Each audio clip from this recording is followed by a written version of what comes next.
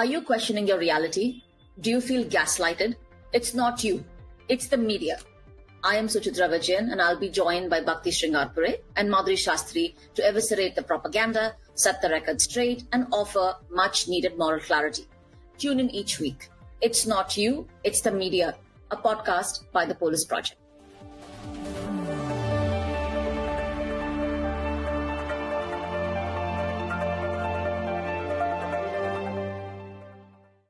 Hi everyone, welcome back to It's Not You, It's the Media. I am excited to talk with Suchitra and Madhuri about what has become an absolutely dire situation in the United States when it comes to student protests, universities, deportations, and all these converging of various awful regimes to treat Palestinians and people who support Palestine in the most gruesome ways possible.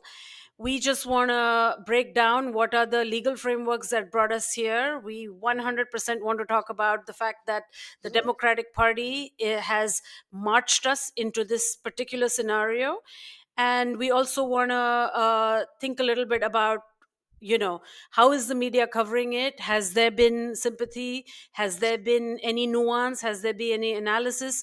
And because for sure the media is covering it heavily because they tend to cover anything that is anti-Trump. Liberal media likes that. But within that, how are they engaging with the Palestinian question? How are they engaging with Palestinians? And we want to get at what kind of legal precedents are being set and what is the way forward, if at all, if we can discuss that. So Chitra, I'm going to ask you, just to tell me a little bit about what has been going on and what are the laws that have been put in action for this thing to have gotten so out of hand? I think the first thing we have to understand is that we've seen an unprecedented crackdown of pro-Palestinian protests for the last 2 years. Yes. So this is not a Trump presidency anomaly, and I think we have to place this within the larger repression and, of course, crushing of free speech, especially when it comes to Palestinian students, is a bipartisan affair. Now that Trump is here, what we've really seen is ICE and Department of Homeland Security now coming on campuses. And this is particularly egregious in the United States, especially New York, because New York is a sanctuary city. Rather than stop the NYPD or the DHS or ICE, I think it's important for us also to remember that the Columbia University administration invited cops on campus. So long before we see the arrest of Mahmoud Khalil, again, we need to set the stage that rather than protect the students, Columbia University invited NYPD to come in. And the images that are coming out of the various encounters with the police and the students is just chilling. Now, Mahmoud Khalil was a well-known student organizer, activist. He was also the chief negotiator. And then the day before he was arrested by the DHS and ICE, he writes to Columbia saying that he's been doxxed, he's been targeted, he needs help from Columbia to be protected. Instead, what we really see is Department of Homeland Security and ICE agents in plain clothes coming into university accommodation, detaining him, threatening his pregnant wife. She tells him that he's not on a visa, he's a green card holder, he's a permanent resident. They say, then surprised, the cops say that his status has been revoked. And then Marco Rubio goes on and says that the green card has been revoked. What is important to know is that I know we keep making these distinctions between documented and undocumented, but really in this case, even for someone who has documented, who's a permanent resident, who enjoys First Amendment rights, which has been reaffirmed over and over again through constitutional case laws, is now being arrested. Actually, we can't say arrested. It's actually a case of enforced disappearance where the state abducts them, Absolutely, takes them away. Other things that we have to know is that he was moved to New Jersey and then taken to Louisiana, again, without informing his family or his counsel. As of the last official report, we know that his counsel hasn't even had the opportunity to have private conversation with his counsel. And what we're seeing since then is an arrest of another Palestinian student and then another Columbia student of Indian origin who was again targeted and now we see that they have self-deported. But I think what has happened, highly likely that the student decided that instead of being abducted by ICE, it was better for them to leave the country. So that's where we are. What we're going to see is a series of these arrests and weaponization of what is the McCarthy era McCarran Act, where the government can unilaterally decide that a foreign alien is a threat to foreign policy in America and can revoke their status. Of course, these laws have been challenged in the past, have been used to weaponized against communities. So that's where we are. Thanks, Suchitra, for that summary. It's been really quite a shocking few days, and really, when you spoke about this law, this that has been weaponized against Khalil, I've been, Marco Rubio made this big hoo-ha about, how he's invoking this, what in India we would call a Victorian era law, a law that has never been touched for decades, a very long time. And I'm just wondering, Marco Rubio is definitely not the sharpest tool in the shed, as far as we know. So, how did he get his hands on this law? Like, how are these laws being unearthed? How are they being excavated and weaponized? How is this happening? I think one of the things you have to remember is that the first Trump presidency, Trump wasn't expecting to win. There was no game plan.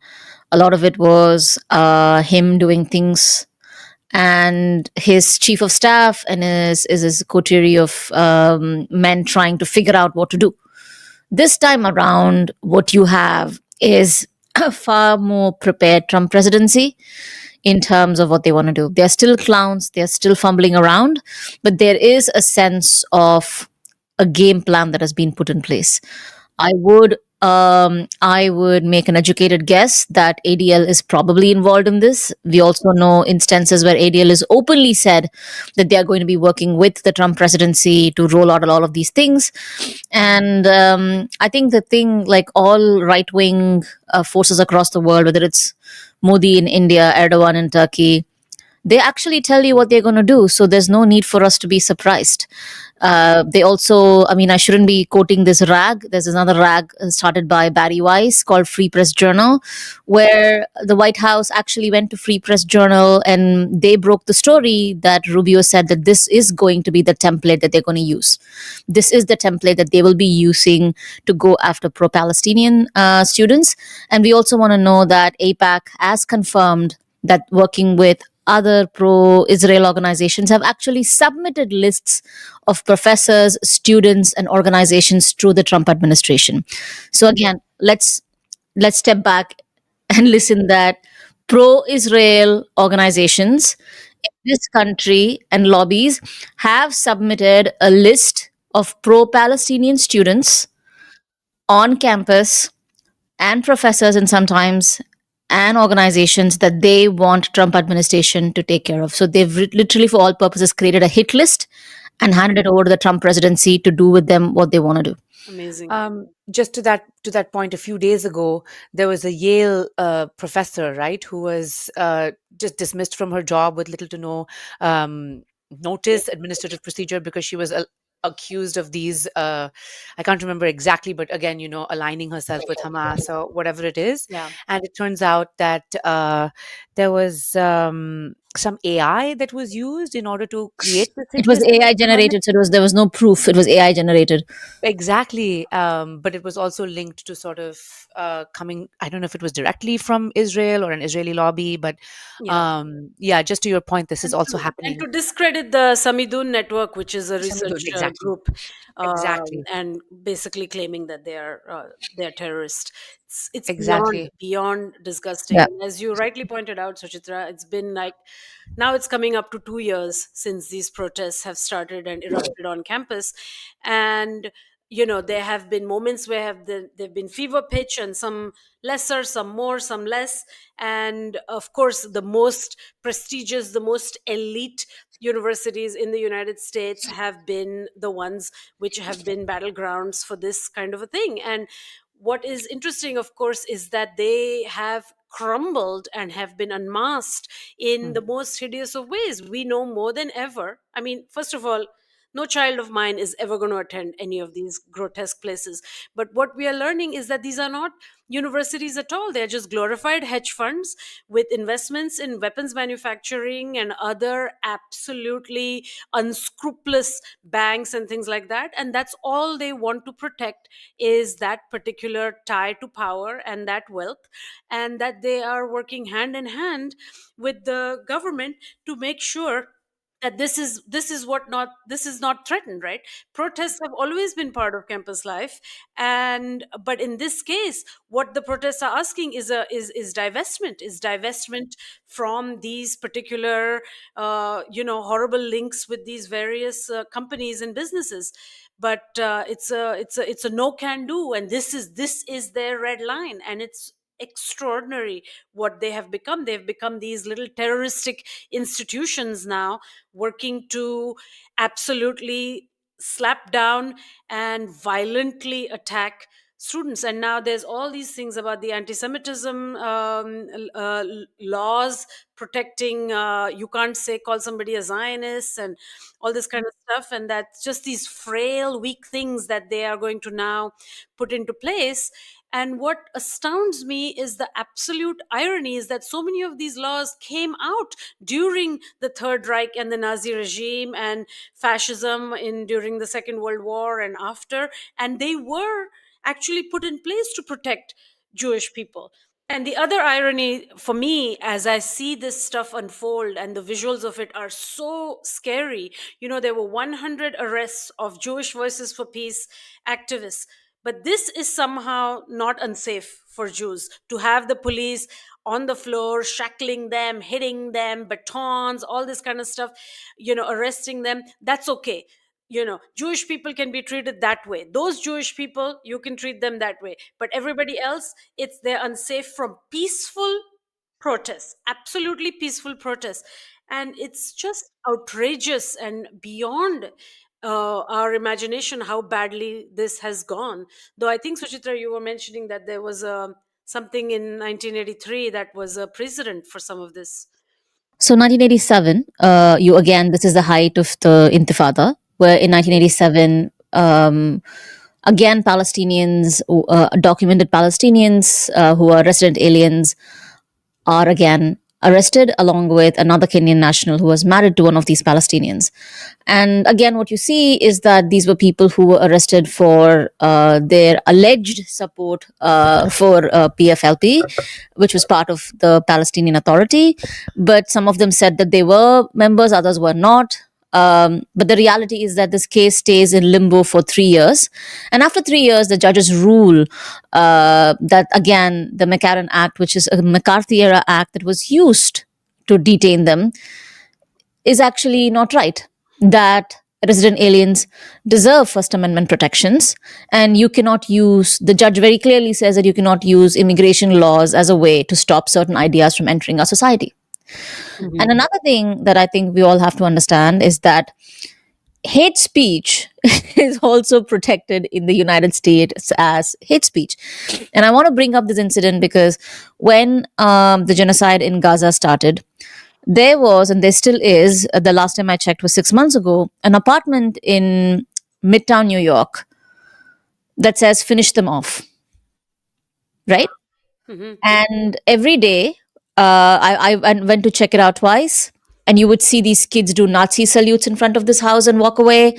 But in general, having a poster that says finish them off, referring to Palestinians, in the heart of New York City existed. Another New York City mother saw it, complained. A lot of us called our representatives. We called governor's office. And the governor's office responded when I called them saying that, I said, this is unsafe. Like, you literally have a poster saying finish them off. And they said, but I'm sorry that you feel unsafe in this country, but hate speech is protected. Mm-hmm. So in this country, there's this weird moment where you think that hate speech as political speech is protected, but pro-Palestinian protests and speech that ask for the end of genocide, divestment, and basically saying that people have the right to protest is now being criminalized. So we also cannot take away that irony in all of this. Well, to that point, and Bhakti, to your point sort of about I want to talk about another precedent that I've seen over the past, 20 years or so, um, that allows such hate speech, something to be protected as hate speech and something else to be criminalized. And I think a lot of this is because of the way that language has been manipulated by, previous democratic governments, Republican governments, in order to go after a certain kind of bad guy, right? And if you look at the claims that have been made, not only for the arrest of Khalil, but also in the way that these protests are trying to be suppressed, is because the government says that these are activities that are pro-Hamas, aligned with Hamas. Hamas. It's always about Hamas, which they have designated to be a terrorist organization, obviously. And so the operative word over here is terrorist. And you have everything from the war on terror. Like, these laws are only as good as their implementation and their interpretation. And a lot of these obscure laws are supposed to be used in very particular circumstances: war, foreign policy, blah, blah, blah. But then you have people like Bush and Obama not only weaponizing these words in order to go after and fight their own wars abroad, but also Obama, we've spoken about this before, created entirely new legal categories of people and concepts in order to go after them and kill them, right? So this is a very familiar pattern and precedent in American jurisprudence. And then we all know, and progressives have warned since this has been happening, since the war on terror, since the war in Iraq, that these laws, all it takes is one person to come in and weaponize these laws, and that they would be weaponized against sort of your own people, not against the bad guys we all want, but against some other people.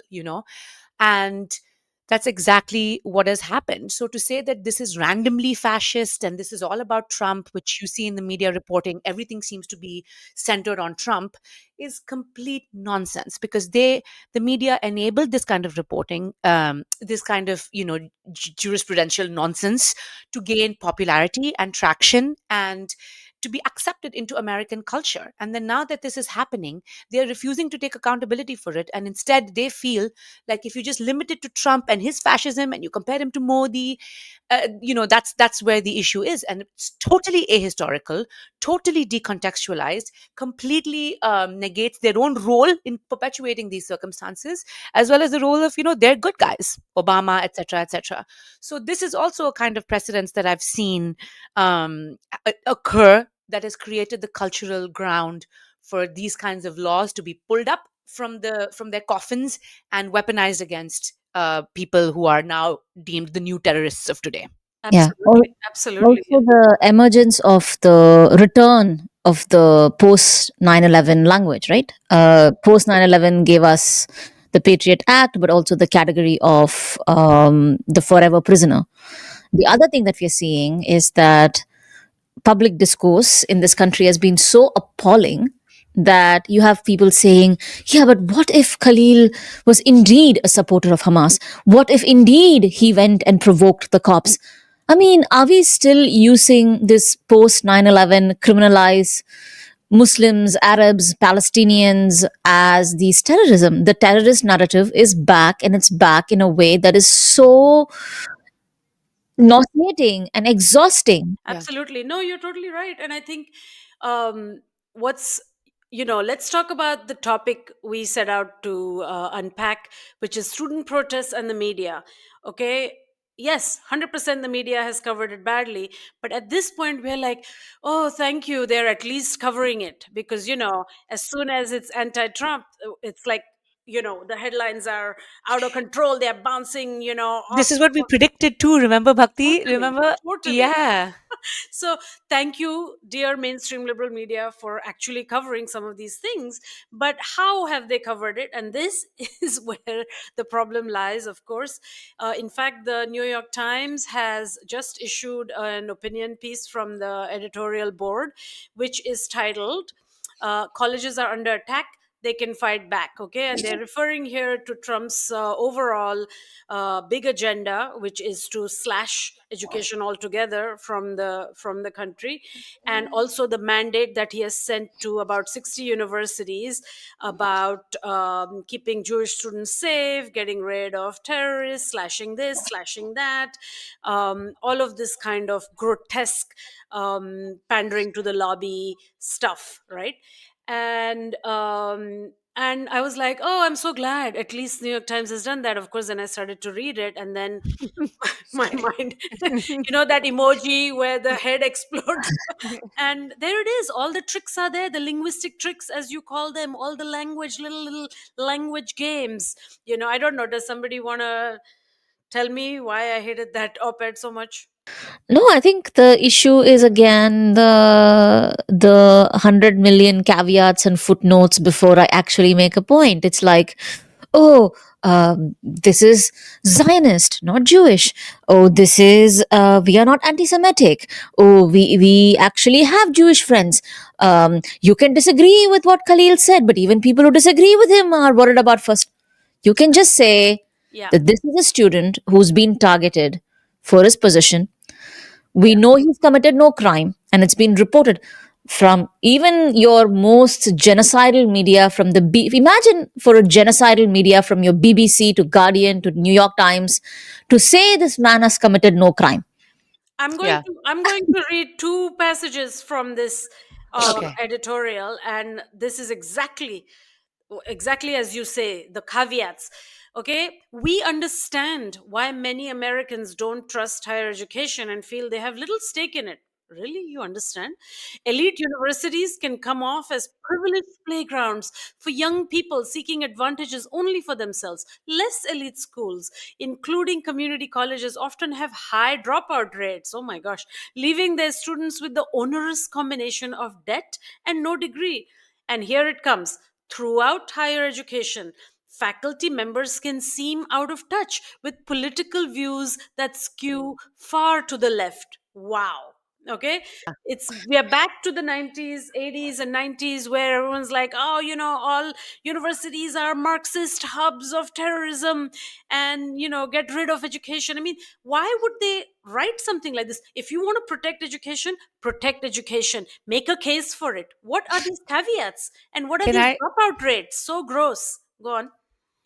sorry, can I also read a paragraph that I think made my blood boil and might also Yeah. be something that made your blood boil? Okay. Quote, for people in higher education, this is a moment to both be bolder about trumpeting its strengths and be more reflective about addressing its weaknesses. About those shortcomings, colon. Too many professors and university administrators acted in recent years as liberal ideologues rather than seekers of empirical truth. Academics have tried to silence debate on legitimate questions, including about COVID lockdowns, gender transition treatments, and DEI. A Harvard University survey last year found that only 33% of graduating seniors felt comfortable expressing their opinions about controversial topics, with moderate and conservative students being the most worried about ostracization. Now, the reason that this irritates me so much is because, again, it's this like this place of this idea that there is one empirical truth and that there is some kind of like lack of nuance in having a political opinion, especially political opinions that are progressive. Mhm. And every single time you will see the media bend over backwards to try and shoehorn in the fact that conservative students feel unsafe, moderate students feel unsafe, and like as if these are just like these liberal, progressive war grounds that are launching a war on conservatives. So And how this is the thing. utterly embarrassing that this quote that you just read is followed by Michael Roth, who's the president of Wesleyan, very expensive university and all that, Yes. where he says insularity of American academia is appalling. It has led to massive resentment against intellectual elite. And then they say it doesn't justify Trump's policies, but they need to commit themselves to open debate And then they add that this insularity does not justify Trump's policies, but it does help explain the dearth of conservatives defending universities today. So, the solution, everybody, listen up, bring out your megaphones, please be more conservative so we can save Right. education, because that's awesome, right? That is It's almost Kamala all the over solution. again. Yeah. But It's also, Kamala all can over I, again. it is Conservative Kamala capture. all over again, but can I also say that one of the few things in the world, whether it's India, whether it's United States, education is the single most important thing that can liberate people and move them across class and caste mobility. Any kind of mobility for people without the boots or the bootstraps only happen in those very small times in history where these Right. people actually had access to education and goes away, Mhm. right? Like, Yeah. I don't think Americans understand how important education is. Yeah. At least the political parties make education look like the number of times you scroll through social media. An American public discourse across the spectrum is like, oh, people who study English don't have jobs. Like, people who do this, like, I'm doing this. I'm like, doesn't matter. Yeah. Education is the single most liberatory tool for many, many people. It offers you money, it offers you power.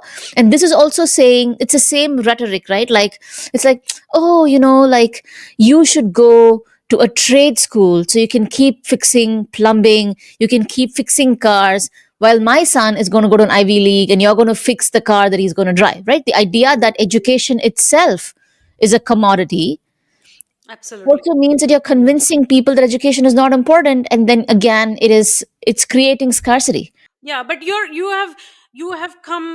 have really honed down on the capitalist logic of universities in places like the US, where we don't have public universities because everything, even the public universities, cost a pretty penny, an arm and a leg. It's impossible to get an education here.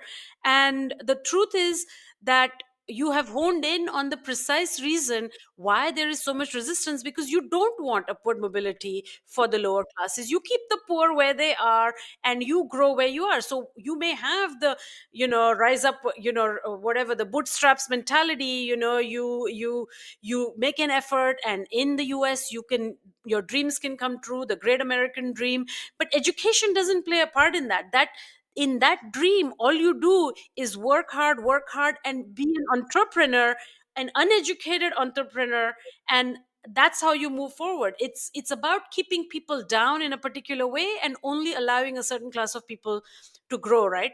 And this is where we are seeing, and of course, shame on the elite editorial board of the New York Times to pander and pander and pander. I do not know what is wrong with this newspaper. They have promoted genocide ad nauseum for a year and a half now. This, I mean, they can't get one thing right. No, I Please, mean, but God. they are mouthpieces of the state. They are mouthpieces of the state. So they are telling you that these place universities, which the one thing that education does, in addition to everything that you mentioned, I think is that it offers you some tools that can never be taken away from you of critical thinking, right? Like some kind of Something. ability to question. And so essentially what that happens is that these places, the state, all of its actors get exposed, and then individuals begin to start questioning. And the New York Times, being essentially a state actor at this point, means that for them they need to defend the state and defend its conservative values and say that these universities are actually a little bit too progressive, and we need to bring back conservative ideology into the universities, which means we need to bring back essentially fascism. We need to bring back obedience. We need to bring back a lack of criticality. We need to bring back all this kind of stuff so that the state and its actors, including the New York Times, are protected and can exist without any sort of questioning and accountability. Yeah, I So mean, I this, of course they will do this. They are just protecting their own selves. absolutely, and I don't understand how much more conservative education can get. When my Yeah. kid in rural Connecticut was entering at 6 years old, I don't know, it's first or second grade or something like that, the teacher had a thing like, this is the plan for this year, we are studying all these things. And one of the things they were studying was the Big Bang and the planets and whatever all this gets. I've forgotten all my science lessons clearly, but how the planets are formed, how the earth comes into being. And then the teacher said, for those who disagree and who basically want to have their child know that the earth was created because of creationism and God. Please talk to me later. Your child can be excused on those days and so on. I mean, how bad can it get in a blue state in the United States? I mean, how much more pandering can happen? I don't know. Yeah. But also this idea of neutrality, that academics have to have this neutrality. I don't have to have neutrality. One of the things that I do when I teach is the first day I say is that this is not a class where you debate if a human has common dignity or have the right to dignity. This will not be a class where you discuss if slavery was good, if colonialism was good. This is not a class because that is not neutrality. You do not debate if a fellow human being as dignity. But there are courses today in your Ivy Leagues across the United States that talks about slavery in a more nuanced way, which talks about it in terms of capitalism. You have courses that call the slave trade collateral. You have professors in journalism schools who still use the language of illegal immigrants as against using the word document undocumented. You still have people who will bring these Palestinians to the United States to talk, but do not allow them to actually mention the word Palestine or the word genocide. All of this is academia. Academia is actually not progressive. Academia is actually not liberal. It's actually small, petty, and nasty because the stakes are so low, the nastiness and pettiness is so nasty. When I say the stakes are so low, the stakes are preserving the status quo. And also, Bhakti, one more thing is that this rag of NY Times is not only been promoting this genocide, there's an actual book that talks about how New York Times enabled, the spread of Nazi propaganda, how they again abdicated their responsibility to document on the Holocaust. We have the same thing happening where journalists are saying how during the Bosnian War, again, mainstream medias across the world, the way that they framed it meant it was just impossible to talk about the genocide that was ongoing. So this is not just now, this is what these legacy medias do, because destruction is, state makes money through destruction of brown and black bodies. Yeah. I Yeah. mean, I especially ended up tuning into that and looking up what's out there because I was seeing how they're covering student protests, which is what, we're talking about here. And then for the longest time, I didn't even see anything about the student protests in this great editorial opinion. And finally, when it came, they had to report on Mahmoud Khalil because they believe they are pretty high-minded, and how can they not talk about that because it's unprecedented. It's clear to everybody that his deportation, revoking of the green card, all of this stuff is just absolutely out of control.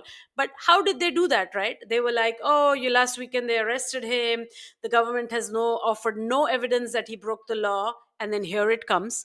Even many legal scholars who reject his views on Israel and Hamas consider his arrest to be a dangerous violation of free speech principles. And we share this concern. Oh, thank you so much for sharing this concern. You had to insert all this stuff about how he's probably, his views on Israel are not what they want, and he is probably pro Hamas or even just a Hamas person or whatever. And even though this is chilling, they just couldn't defend him. They could not defend free speech. They could not defend it without these caveats. It's just disgusting and appalling. And then BBC and all these other articles similarly have done the same thing. Many have said campuses are unsafe places for Jewish students. Many have said they have to add, they just parrot this crap day in, day out. All the student protests have been covered like this. Yes, there are some violations, universities are going too far, but hey, let's not forget who those student protesters are. They are literally terrorists. It's so, Yeah, so and sad. let's not forget who's feeling unsafe. Who is really feeling unsafe? This is always who is feeling unsafe. It's just so bizarre. Yeah, because the real damage and danger and death that Palestinians face somehow is not the same as a perceived. There's this one video where I think she's a daughter of someone who's part of this huge Netflix show, reality show, and then she's being interviewed in Washington Square Park, and she says, "Oh, where will someone like me go if there is no Israel. I mean, you have a penthouse apartment in New York City that like 500,000 people like watch every week in a reality television. Where will you go? You will go to that apartment. Really? That is more important than students being body slammed. Let's also talk about the fact that you have now suspended students who have spent years. You have revoked degrees for students who have spent 5 years in a PhD program. You have threatened students. You have put them out. You have you've strong armed them. You have fired your union rep 2 hours before the meeting. You have clearly said that you're going to invite ICE into the campus, but nobody is supposed to like step in. Nobody is supposed to stop. You have thrown your students to the Gestapo. And it's not even the Gestapo. I think we should come up with a better word. Like calling these guys Gestapo is insulting the Gestapo. Like, and you say that you're not responsible. Like the act that we believe that education begins and ends with a degree and not with professors protecting their students, institutions protecting their students. What an absolute abdication of our role as educators. I'm sorry, but this is just so wrong. I don't want to teach anymore. Why would I ever go teach in these places again? I Just know. start your own school. No, I don't want my That's own been school. tried. It's so hard.